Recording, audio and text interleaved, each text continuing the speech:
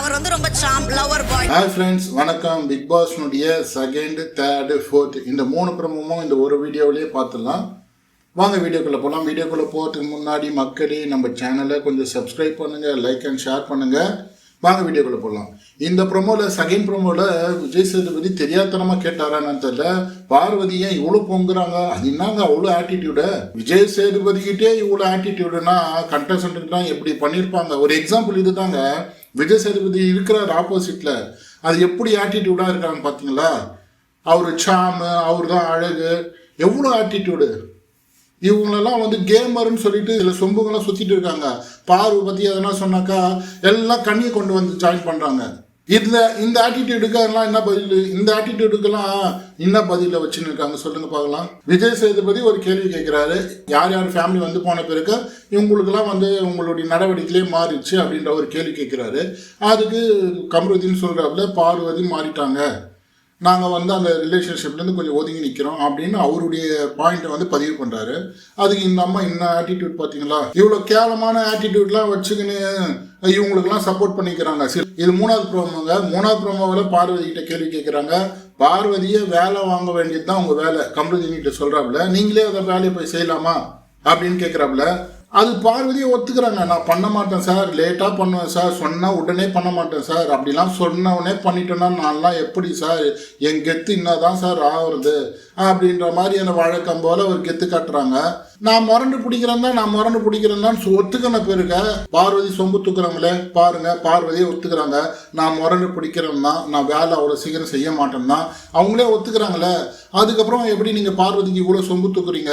பார்வதியும் சாண்ட்ராவும் தான் எல்லா விஷயத்துக்குள்ளேயும் எங்கே பேசினாலும், எந்த சப்ஜெக்ட் பேசினாலும், யாரை போட்டு தாக்கினாலுமே அந்த இடத்துல கண்ணியை கொண்டு வந்து நிறுத்திடுவாங்க.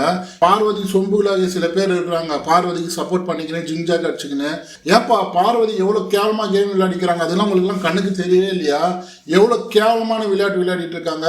பாரு வேலை பார்க்கக்கூடியவள் தான், ஆனால் உடனே பாரு வேலை செய்ய மாட்டாள். பாருவை கெஞ்ச வேண்டும், பாருவை செய் என்று சொல்ல வேண்டும், அப்பொழுதுதான் பாரு செய்வாள். பிக் பாஸ் வந்து பார்வதிக்கு டைட்டில் கொடுக்க போறாங்கன்னு நினைக்கிறேன். ஏன்னா பார்வதியை தான் வந்து ப்ரமோல காமிச்சிட்டே இருக்கிறாங்க, அது நம்ம ஒத்துக்கு தாங்க ஆகணும். ஆனா பார்வதி மாதிரியான கேவலமான ஆட்டம் ஆடுறவங்களுக்கெல்லாம் இந்த பிக் பாஸ் கப்பு போச்சுன்னா பிக் பாஸ்னுடைய வேல்யூ எங்கே இருக்குது? வேல்யூ பிக் பாஸ் பார்க்குறவங்களாம் முட்டாளுங்களா?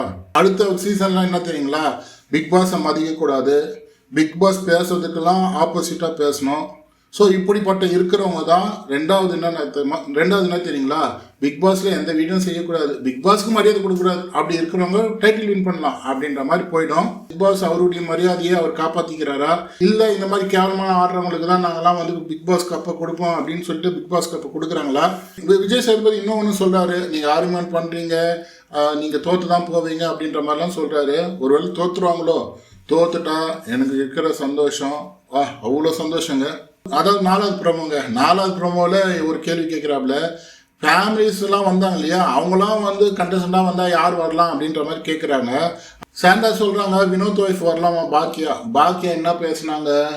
புருஷன்ற பேரில் கொஞ்சம் அந்த புருஷன் அப்படின்றதுனால பேசுனாங்க, வாடா போடான்னு பேசுனாங்க. எனக்கு தெரிஞ்சு யாத்திமா வந்திருக்கலாம். கமருதீன் ஃப்ரெண்டு வர்றாரு பார்த்தீங்களா, கொஞ்சம் குண்டாக இருந்து வந்தார் பாருங்க, எல்லாரையும் நெத்தி போட்டு போட்டார் பாருங்க, அவர் வந்திருக்கலாம். பார்வதியெல்லாம் கூப்பிட்டு பேசினார் பாருங்க, அவர் வந்திருக்கலாம்.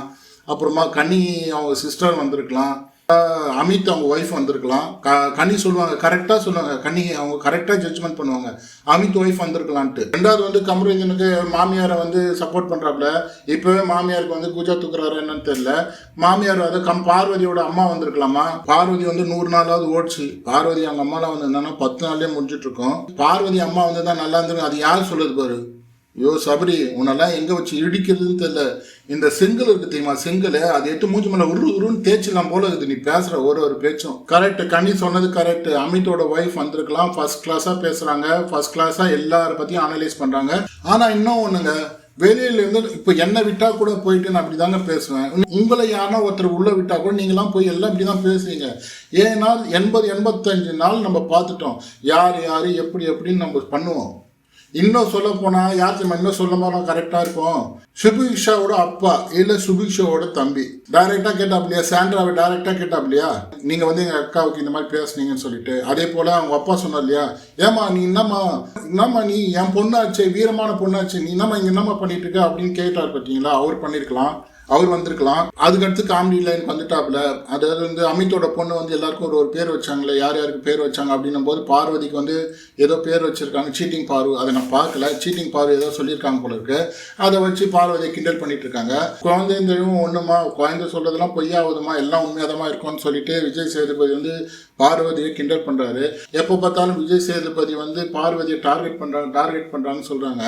விஜய் சேதுபதி வந்து ஒரு வாரமும் பார்வதியை அடிக்கிற மாதிரி தான் இருக்கிறோம், ஆனா மட்டை தட்டுற மாதிரி தான் இருக்கும். ஆனா விஜய் சேதுபதி பார்வதியை வந்து அப்படியே கொஞ்சம் ஷேப் பண்ணிக்கினே, அதாவது வந்து ஒரு கப் அடிக்கிறதுக்கு தேவையான அந்த மோல்டுன்னு சொல்லுவோம் இல்லையா, ஆனா நான்லாம் மோல்ட் ஆக மாட்டேன் சார், நான்லாம் இப்படி தான் சார், அராத்து தான் சார் அப்படின்னு சொல்லிட்டு அந்த கேவலமான மிரட்டுறது, அந்த ஆட்டிடியூட் பண்றது, முன்னாடி யார் இருக்காங்க ஏது இருக்காங்கலாம் தெரியாம இன்னும் அனாவசியமா பேசுறது, அப்படிலாம் பண்றவங்கள தான் வந்து கப்பு கொடுப்பாங்க பண்ணுவாங்க அப்படின்னு இருந்தால் நம்ம என்ன பண்ண முடியும்?